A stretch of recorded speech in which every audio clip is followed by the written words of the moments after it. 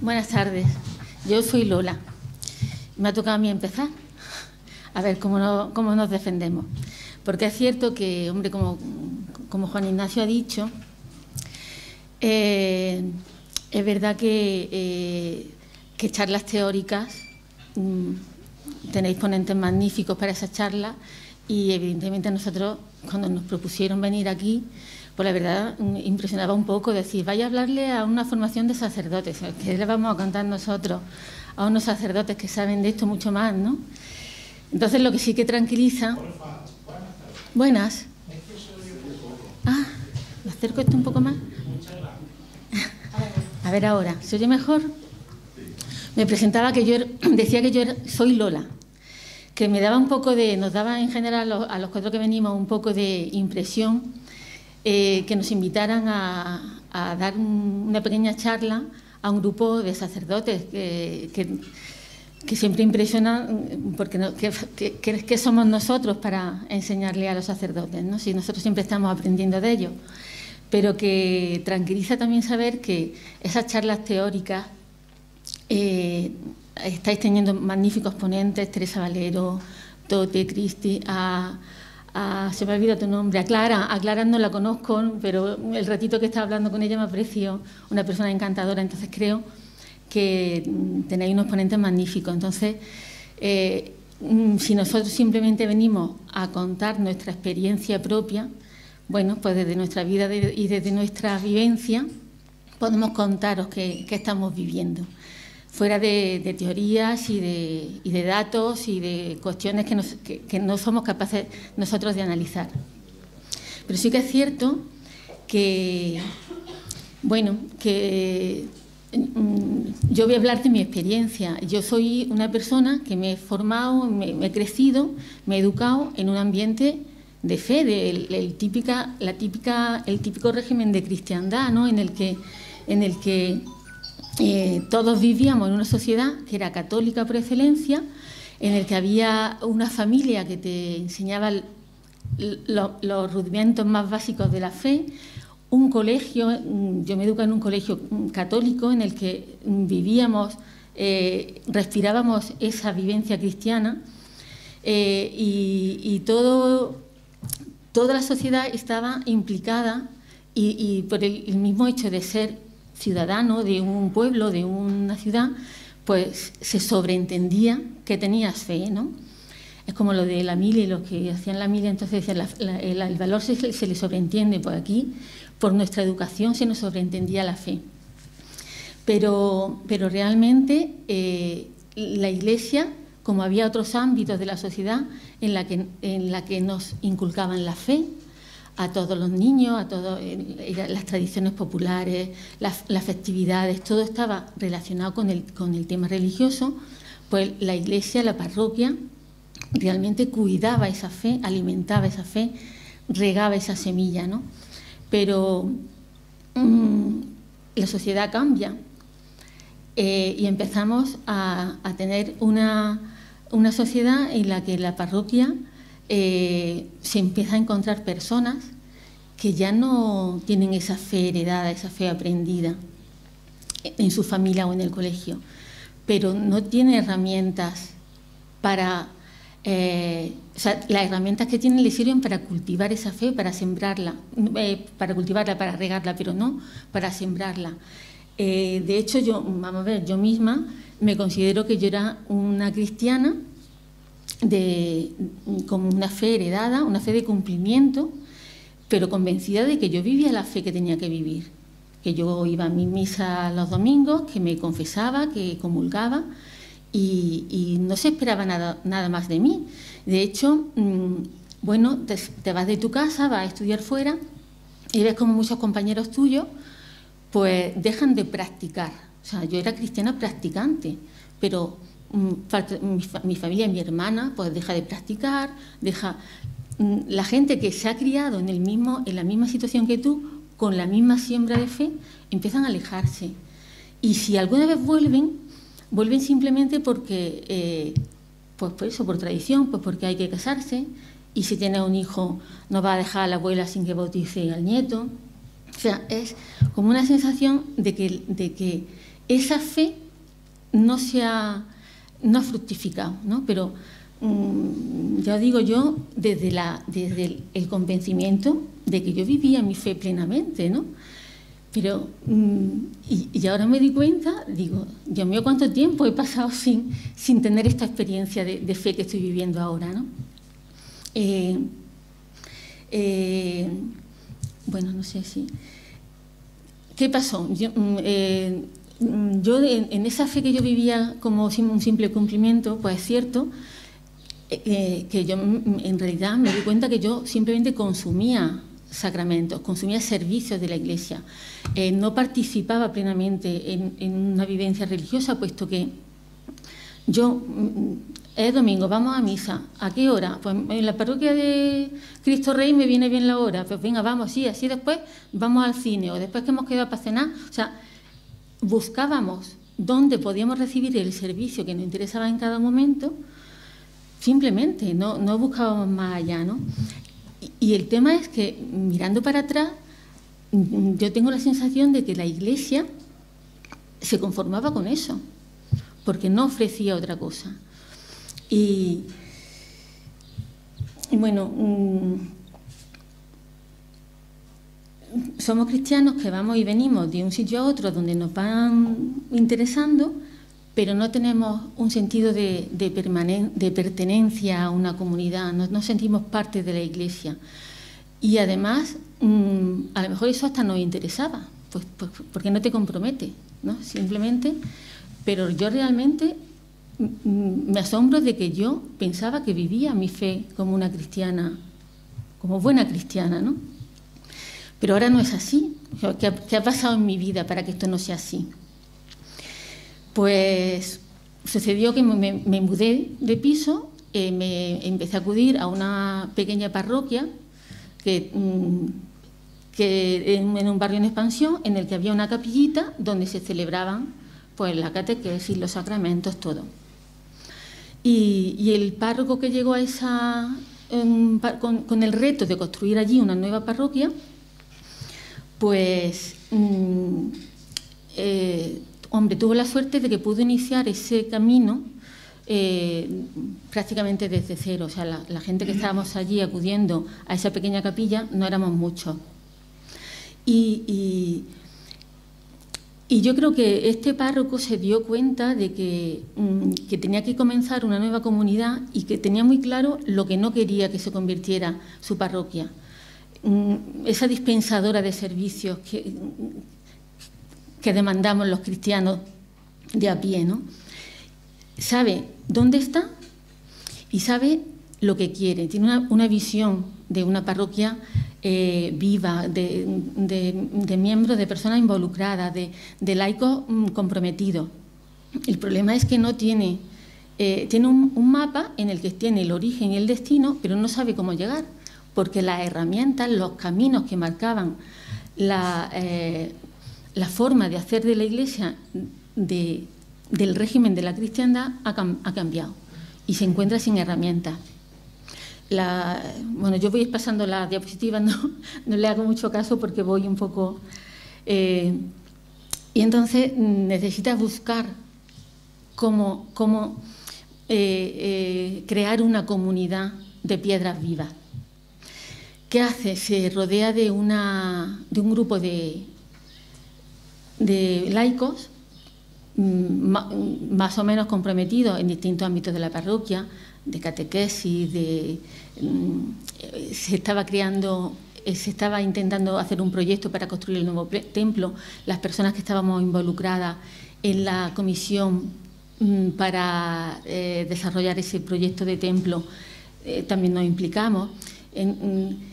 Y no dudó en invertir entre comillas, en la formación de esos laicos para discernir, orar y en presencia del Espíritu Santo buscar cuáles eran esos caminos.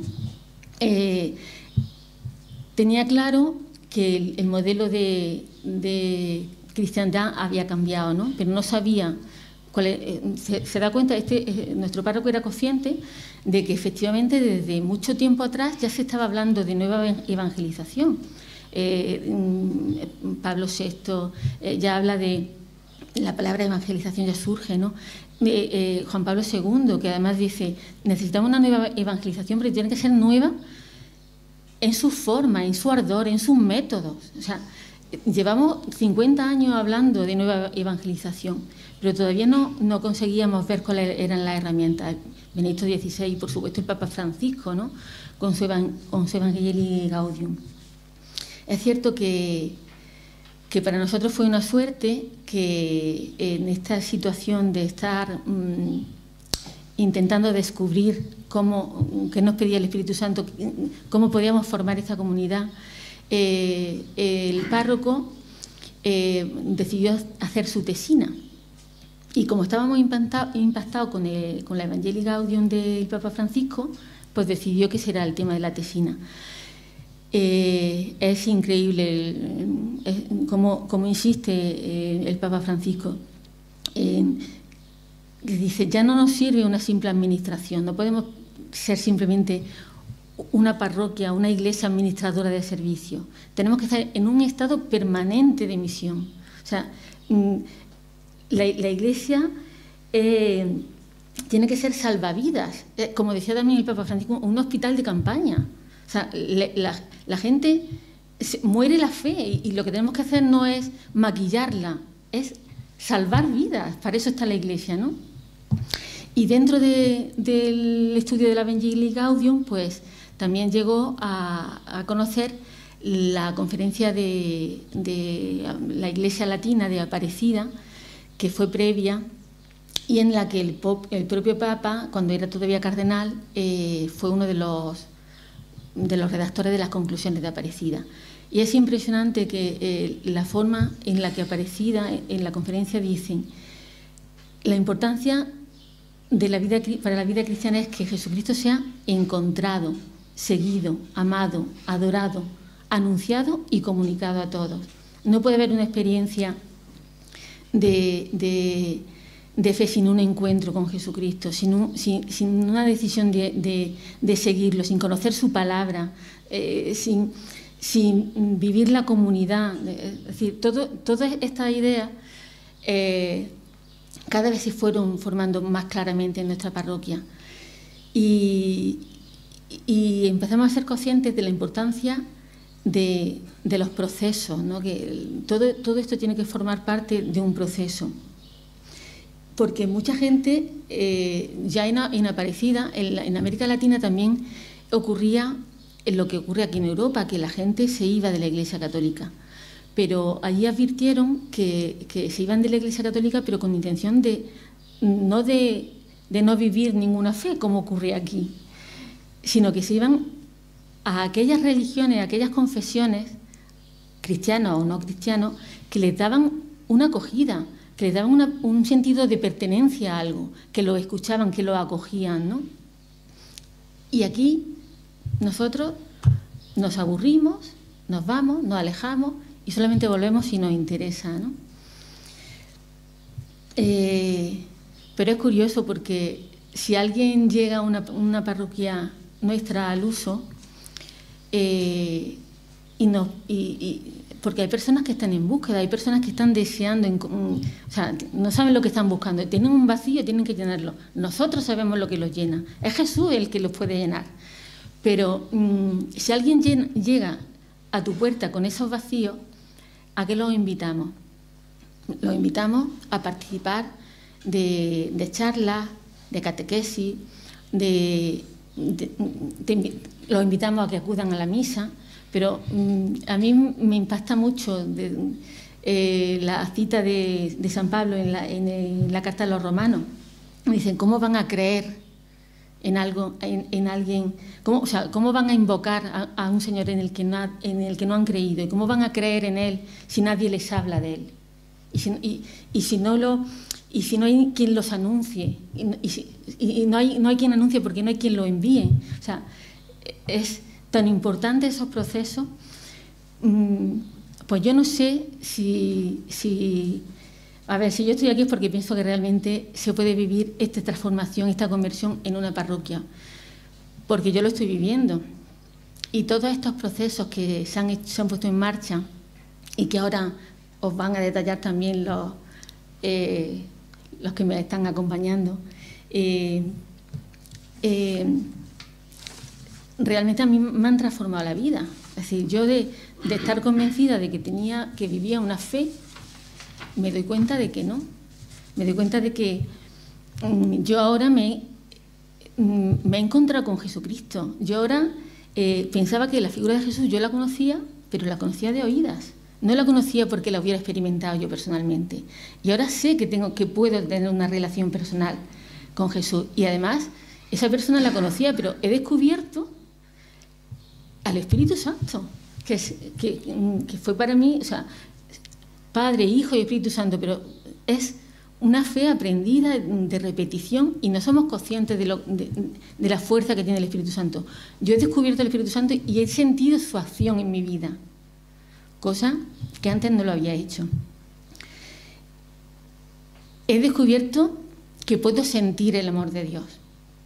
No es como cuando dice, Dios es un padre, cuando estaba en el colegio, que te ama, o la canción, yo tengo un amigo que me ama, cantábamos cuando éramos chicos, pero yo ahora he experimentado el amor de Dios, ahora lo he sentido, cosa que antes no. Ahora escucho su palabra y veo que Él me habla y entiendo la palabra de Dios. Se han abierto mis oídos, yo soy capaz de escuchar y que cada día el mismo texto del Evangelio me pueda decir una cosa diferente. He descubierto el poder de la oración, pero no solamente de la oración personal. Yo antes pensaba que la fe se vivía yo con Dios, Dios conmigo. Y si yo acudía a misa y celebraba, pero al lado de otra persona, pero junto a otra persona, no con otra persona. Ahora yo celebro la Eucaristía con otras personas, en comunidad. Y soy capaz de orar en comunidad, de alimentarnos con la oración. Y no tiene sentido vivir la fe en soledad. O sea, eso para mí fue un gran descubrimiento. Y todo esto ha sido gracias a los procesos que hemos seguido en la parroquia. He descubierto que Dios me ama y que yo también puedo amarlo a Él y amarlo a través de los hermanos. Una de las experiencias, una de las dinámicas del sínodo que hemos vivido estos meses atrás, el de la lana, el de las cuerdas que tendíamos hilos entre uno y otro. Yo decía, es que mi relación con Dios no es en vertical, es en horizontal, y cuantas más redes tienda yo en horizontal, más va a rebotar mi oración hacia arriba. Vamos a tensar esos hilos, vamos a relacionarnos con nosotros y la oración se elevará al cielo seguro, ¿no? Con mucha más fuerza. Es decir, esta experiencia a mí me ha dado felicidad, pero si además a mí me da felicidad, yo quiero que la gente que me rodea, la gente que yo quiero, también sienta esa misma felicidad. Y eso me va a mover a mí a que yo anuncie también. Que la gente me vea y me diga, ¿qué te pasa? ¿Estás feliz? Pues por esto. Tener la valentía de anunciarlo. O sea, pero yo no puedo anunciar si antes no viví una comunidad que me sostiene, si no me he encontrado con Jesús, si no he experimentado el Espíritu Santo y si no he sentido el amor de Dios. Entonces, es un proceso, un ciclo que se va a cerrar. Esto es lo que decía Aparecida. Jesús tiene que ser encontrado para poder ser seguido. Una vez que lo sigues porque conoces su palabra, has tenido experiencia de él, llegas a amarlo y lo adoras, pero en comunidad. De ahí es el fruto de esa vivencia, es la necesidad de anunciarlo y de hacer que otras personas se encuentren con él. O sea, el círculo se cierra. A mí me hace mucha ilusión cuando hay personas que me dicen, cuando voy a vuestra parroquia, veo que os conocéis mucho, os conocéis y os saludáis mucho. Yo, gracias a Dios, estoy empezando a ver gente que no conozco. Y eso significa que estamos creciendo, ¿no? Pero yo también lo que me gustaría muchísimo es que la próxima vez no me digan, se nota que os conocéis mucho y os saludáis mucho. Me gustaría que dijeran de nosotros, mirad cómo se llaman, que era lo que les decían a los primeros cristianos, ¿no? Bueno, pues todo se andará. Y es cierto que esto no es posible si no hay un grupo de laicos que apoyen al párroco, porque todos estos procesos, que ahora os vamos a detallar un poquito, se hacen en grupos pequeños, donde nos encontramos con Jesús, lo conocemos su palabra, pero luego ese grupo pequeño tiene que abrirse a la comunidad y vivir en comunidad la oración, la Eucaristía. Pero el párroco no se puede ocupar de todos los grupos. Tiene que haber laicos, formados, cristianos maduros que se encarguen de eso. Esos cristianos maduros terminarán formando a otros que también se involucrarán en esos procesos.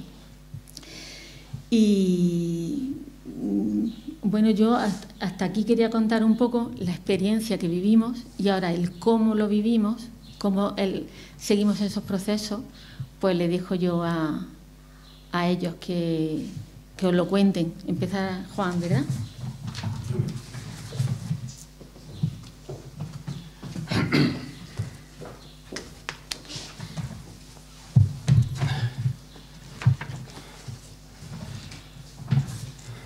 Bueno, buenas tardes. Yo soy Juan y bueno, soy laico también de la comunidad parroquial de San Pedro Poveda.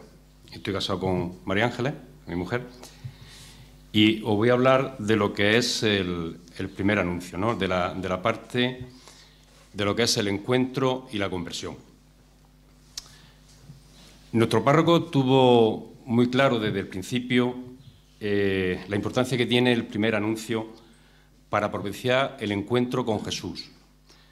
Aquellas personas que se encuentran en las parroquias alejadas y en búsqueda y que puedan iniciar procesos que den respuesta a ese encuentro.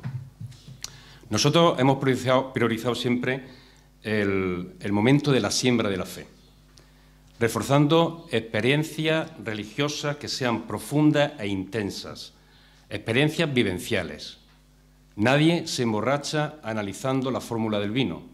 Tienes que beberlo, experimentarlo y que te inviten. ¿Qué es lo que hacemos nosotros en la parroquia? Invitar a las personas a que puedan tener ese encuentro. Cuando hablamos de primer anuncio, se llama primero, pero no porque esté al principio y luego vengan contenidos que lo superan o lo dejan de lado, sino porque en un sentido cualitativo es el anuncio principal, es el anuncio pascual. A ese que siempre hay que escuchar y volver a escuchar de diversas maneras. Y a ese que siempre hay que volver a anunciar de una forma u otra.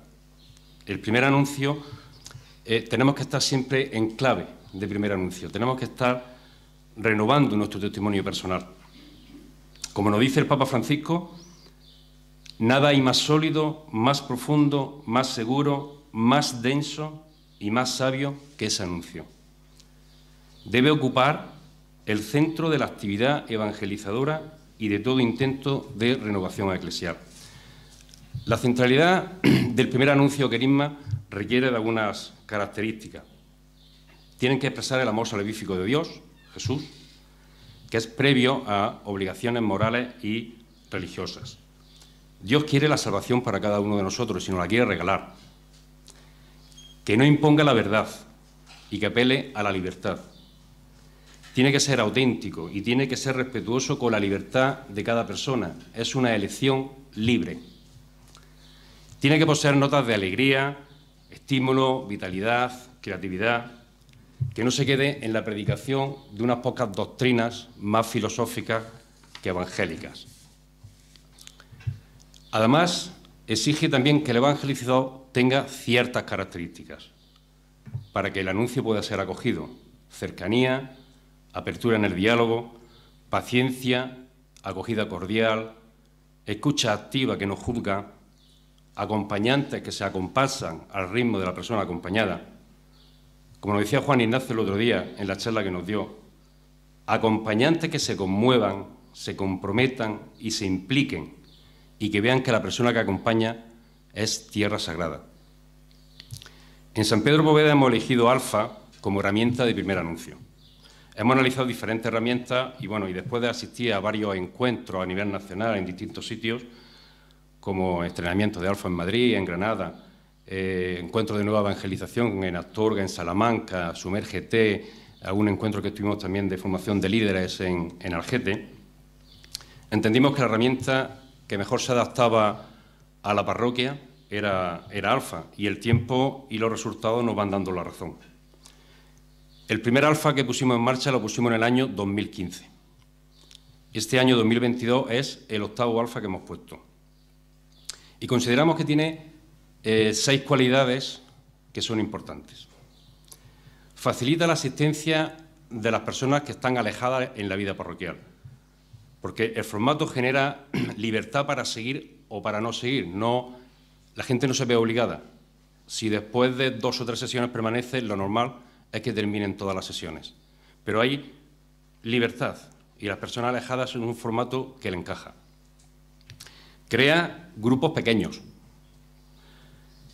donde las personas se pueden expresar de manera más fácil, donde se pueden escuchar y ser escuchados, y donde se genera ese clima de confianza que necesitamos para poder hacer crecer la fe.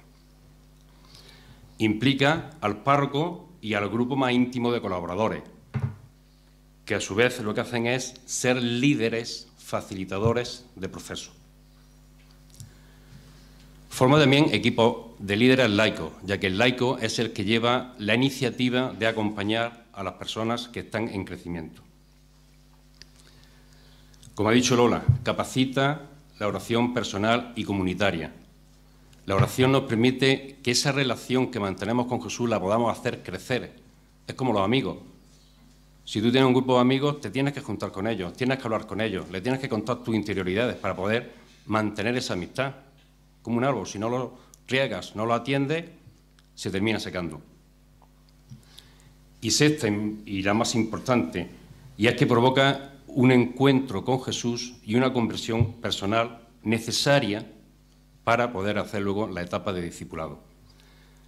Si no hay encuentro, no hay conversión. Y si no hay conversión, no hay necesidad de seguir a Cristo, de formarse, de darse, de compartir el tesoro que has encontrado. Me gustó mucho lo que decía el otro día Juan Ignacio del significado de la palabra convertirse, porque decías que era volver al plan que Dios tiene para cada uno de nosotros y que tenemos una tendencia natural a alejarnos de él, porque requiere esfuerzo, perseverancia, dedicación, porque todo lo que merece la pena en la vida nos cuesta trabajo y la conversión tiene que ser diaria, constante y no desesperar. La herramienta de Alfa que nosotros utilizamos tiene 10 sesiones de 2 horas. Nosotros se hacen miércoles por la tarde o en jueves por la tarde, de 8 a 10. También se ha hecho en domingos por la tarde. Entonces, esto viene bien para la gente que está más alejada porque compagina muy bien con el horario familiar o con las obligaciones familiares y con las obligaciones profesionales. Pensamos que estas personas que vienen 2 horas a la semana no se embarcarían en procesos de fin de semana, en encuentros, en casas espirituales, donde tengan que comprometerse hasta 2 o 3 días, que el formato es válido, pero consideramos que es para personas que se encuentren ya en una etapa de crecimiento y madurez más avanzada. Hemos tenido la experiencia online en la pandemia. El año 2020 empezamos presencial y luego lo tuvimos que hacer online, y el año 2021 empezamos online y después hemos podido terminarlo presencial. Nosotros consideramos que la presencialidad es importante porque nosotros tenemos una religión de contacto. Alfa pone en el centro a los grupos pequeños. Los grupos están formados por 2 o 3 anfitriones, un anfitrión y 2 ayudantes que ya han hecho Alfa, están en un proceso de crecimiento y de madurez, y luego un nuevo día invitados. En pocas semanas este grupo se convierte en un grupo de hermanos, donde te sientes acogido, amado, perdonado, aceptado, y donde puedes crecer en tu seguimiento de Jesús. Los grupos se encuentran integrados dentro de la comunidad. Es el sentido de ser de los grupos, pertenecer a la comunidad parroquial, porque comunidad solamente hay una. Y hay que tener mucho cuidado con no crear grupos burbujas que terminen estando aislados. Permitidme que os comparta un testimonio que hizo una persona que hizo con María Ángela y conmigo el año pasado Alfa, y que ahora se encuentra en el periodo de discipulado. Me decía: buenas, ayer tras la oración nos quedamos hablando. Parece que nunca tenemos prisa cuando nos encontramos. Hablamos sobre cómo compartir textos que nos ayuden a vivir la Cuaresma. Y hoy, reflexionando sobre la conversación, recuerdo unas palabras de Maripaz y que decían algo así como que del año pasado aquí el Evangelio le dice cosas diferentes. No recuerdo si fueron sus palabras exactas o lo que yo le entendí, pero es verdad. Creo que a todos y a todas nos ha cambiado la vida, Alfa, Delta, la comunidad, o lo que es lo mismo, el encuentro, o lo que haya supuesto para cada uno con Jesús de Nazaret. Esa es mi vivencia. Sabéis que me gusta compartir con vosotros lo que me va ocurriendo, y es que cada día me siento más alucinada con lo que vivo, con el rumbo que ha tomado mi vida, sintiéndome como me siento y dando gracias a Dios por todas las personas que ha puesto en mi camino, por cada uno de vosotros, que no me ha dejado indiferente, que ha hecho que me desinstale, que perdone, que crezca, mi gana de salir de mí para entregarme a los que me rodean. De verdad, alucino. Testimonios de conversión y transformación de personas como este que acabo de leer abundan en nuestra parroquia, todas ellas gracias al encuentro que estas personas han podido tener con Cristo vivo a través de Alfa. Yo mismo soy ejemplo de esto. Yo no podía imaginar la transformación que mi vida iba a dar hace 8 años cuando yo participé del primer Alfa. Y mírenme aquí, dando testimonio y sin complejo. Mi vida cambió completamente a partir de ese encuentro. Yo, hasta ese momento, era un cristiano que estaba en la parroquia, alejado, a mi aire. Era pues una persona como tantas que hay hoy en las parroquias, a las que la fe se le da, por supuesto. Mi relación con Dios era algo entre Él y yo. Era una relación a mi medida, a mi conveniencia, adaptada a mi agenda. Yo quería una relación que a mí no me comprometiera. Lo que llamamos, o lo que yo llamo una relación muleta, la cojo cuando la necesito y cuando no, la aparco o la abandono. En lo profesional yo soy empresario y como a todo empresario pues le gusta prosperar, superar retos, tener éxito, reconocimiento. Y en mi vida como cristiano pues me pasaba de esto mucho, ¿no? Yo quería reconocimiento, posición y ese postureo que tanto nos gusta. Y cómo ha cambiado mi vida. Cómo me siento ilusionado cuando sirvo, cuando evangelizo, cuando acompaño a otras personas. Como he comentado antes, Alfa implica al párroco y a su grupo más íntimo de colaboradores. Pero hay que tener una cosa clara. Si la implicación directa y decidida del párroco, es muy complicado poner Alfa en marcha en ninguna parroquia. El liderazgo del párroco va a facilitar una renovación de la parroquia desde el núcleo y luego mantener esa renovación en el tiempo. También va a facilitar que las personas, los laicos que participan en los grupos, aprendan a liderar, porque a cocinar se aprende cocinando, a decidir decidiendo y a liderar liderando. Estos líderes van a formar otros líderes que van a poder poner otros grupos, otro equipo, en otros años, en otros cursos. Nosotros en Alfa y Alfa le damos mucha importancia al día de Alfa, lo que es una especie de retiro de fusión, porque todo empieza en Pentecostés, con el Espíritu Santo. En este día hemos podido ser testigos de la conversión y de la transformación de muchas personas, que han cambiado su escala de valores, han cambiado su relación con las personas, han cambiado la perspectiva que tenían de sus propias vidas. En mi caso particular, ese día de encuentro con Jesús, yo ese día me caí del caballo como San Pablo. Mi vida cambió a partir de ese momento. Nada ha sido igual a partir de ese encuentro. Ahí pude entender las palabras que Jesús le decía a Nicodemo: tienes que nacer de nuevo. Toda esta experiencia de encuentro con Jesús resucitado han supuesto para nuestra parroquia una renovación tanto en lo personal como en lo comunitario. Con esta herramienta hemos aprendido que la fe no la podemos vivir solo.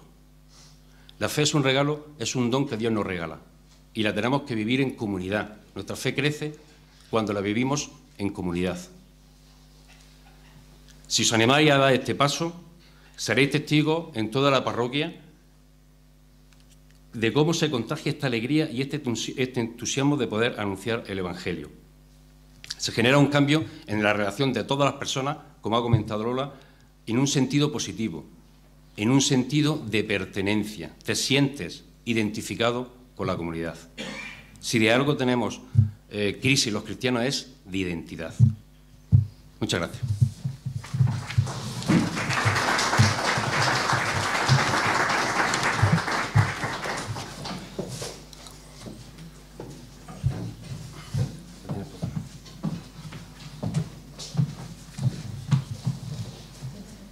Bueno,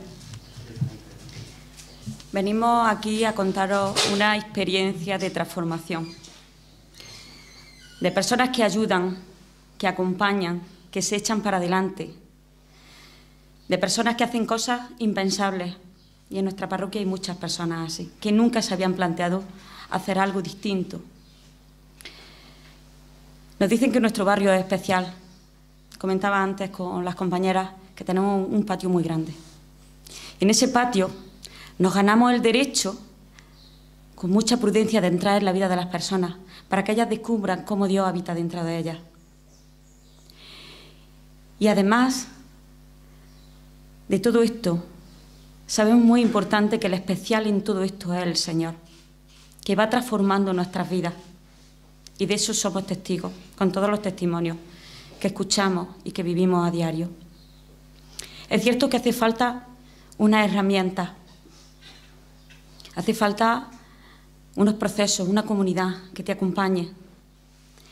Hace falta unos sacerdotes que en ese proceso den confianza en tu ministerio, en tu servicio, acompañantes, acompañados. Todo esto es cierto, pero lo venimos a contároslo, venimos a testimoniar de que nosotros lo hemos vivido y de que eso es posible. Y queremos desde nuestro corazón poder llegar al vuestro. Buenas tardes, me llamo María Ángeles y soy profesora de religión. Bueno, a mis niños ahora les digo que mi trabajo principal es recuperar a las personas de esa primera comunión. Mi dedicación no es a los niños, mi dedicación es a recuperar esa fe que está en esos momentos de adulto, pero que está estancada en conocimientos y recelos anteriores.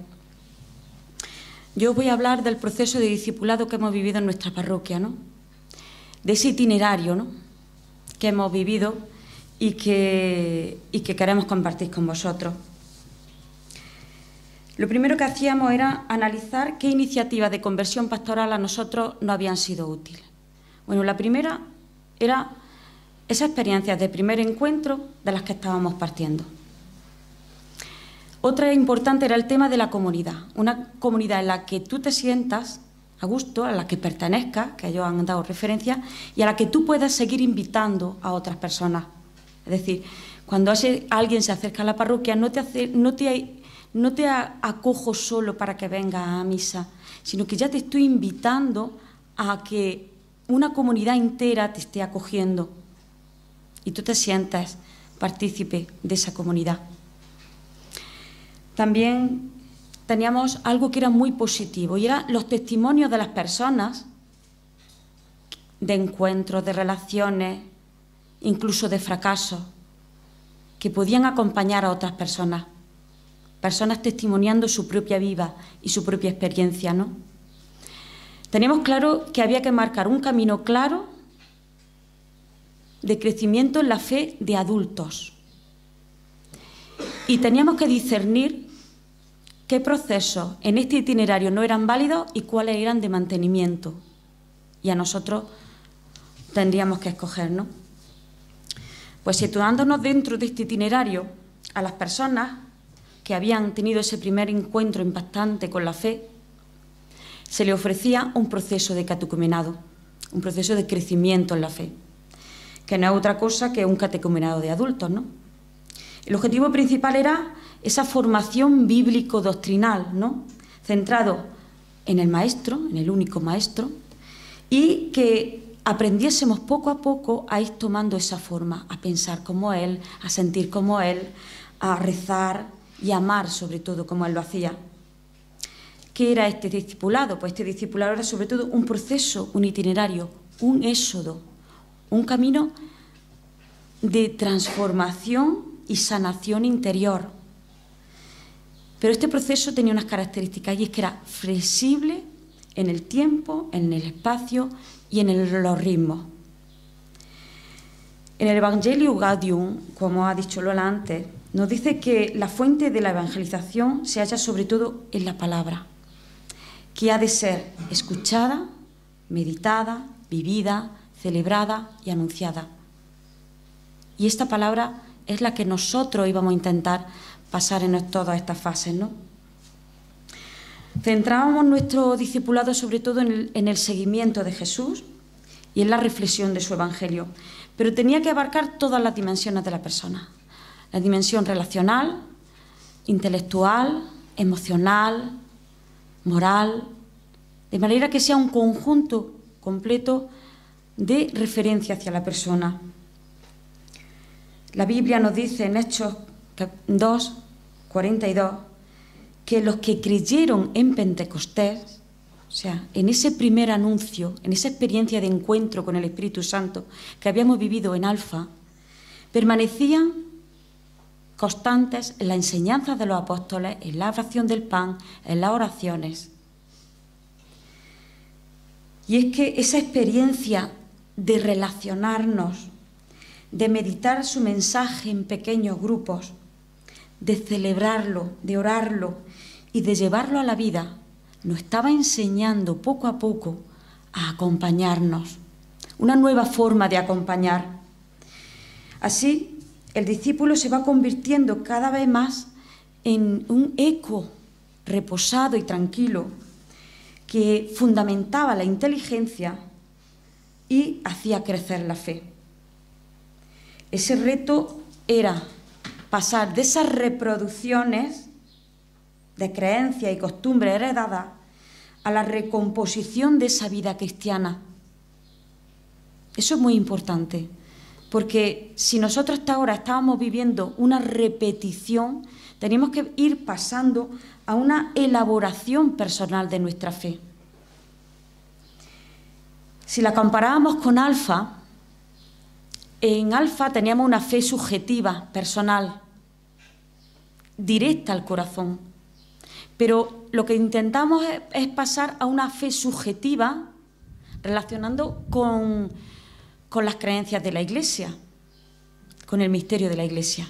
Y teníamos que ir pasando poco a poco de ese corazón a esa cabeza. Y ambas patas nos dimos cuenta que eran muy importantes para el seguimiento de Jesús. La condición que poníamos es que esas personas habían aceptado la buena noticia y que se comprometían a optar por seguir a Jesús. Y nos asegurábamos que habían tenido ese encuentro personal de fe primero. Nuestro discipulado giraba en torno a 3 focos fundamentales. El primero era el tema de las relaciones, que ya lo hemos hablado, las relaciones fundamentales, en pequeños grupos donde somos compañeros de camino, donde tenemos esa mirada respetuosa y llena de compasión, pero a la vez una mirada que sana, una mirada que libera y una mirada que alienta hacia esa madurez de vida cristiana. Y nos dimos cuenta que era esencial escuchar desde el corazón, que era diferente a oír. Y así, poco a poco, nos íbamos constituyendo en una comunidad real. No era ficticia, no era de palabra. Esa comunidad se iba constituyendo poco a poco. Otro foco muy importante era el tema del Evangelio, que ocupaba el lugar central, pero con un matiz. Ese Evangelio tenía que presentar a la persona de Jesús de una forma muy actual que llegase a las personas de hoy, para ir pasando de ese creyente a discípulo y de discípulo a discípulo misionero. Y otro foco fundamental era el tema de la oración. La oración nos ha transformado. La oración que nosotros hacemos actualmente es vocal, es que nos sale de dentro.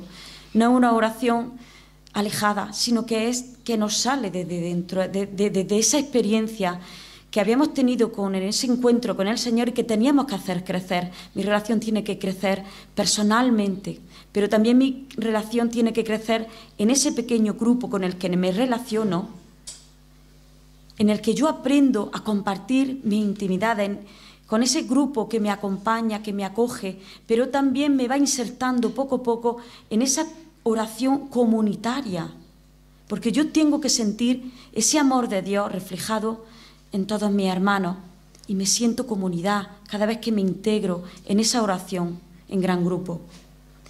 El discernimiento, el acompañamiento espiritual, todo esto era muy importante en nuestro proceso, que establecíamos de una forma lineal. No se podía volver hacia atrás, ni estancarse en ninguna de estas fases. Íbamos siempre hacia adelante. Habíamos vivido conversiones en alfa, habíamos vivido crecimiento en los discipulados y actualmente estamos creciendo en esa acción a través de Acción Católica, llevándonos a la comunidad, a la experiencia que ahora mi compañera nos va a hacer. Después de 2 o 3 años de discipulado, las personas van saliendo líderes, van personas que son capaces de llevar a otras en este proceso. Y nuestro párroco lo tenía muy asumido y lo tenía muy interiorizado, es decir, la inversión de un párroco en los primeros años en capacitar a líderes para que puedan ser líderes. Nosotros hemos bebido de muchas fuentes, de todas esas salidas hacia el exterior que nos han enriquecido, y de bibliografía de Patrick Mencioni o de John Mauer, es decir, todo eso nos lo hemos estudiado, lo hemos vivido y lo hemos llevado a la práctica. Y lo principal y fundamental es que para ese proceso de transformación de una parroquia en misionera es fundamental que un párroco, sobre todo, esté muy enamorado del Señor.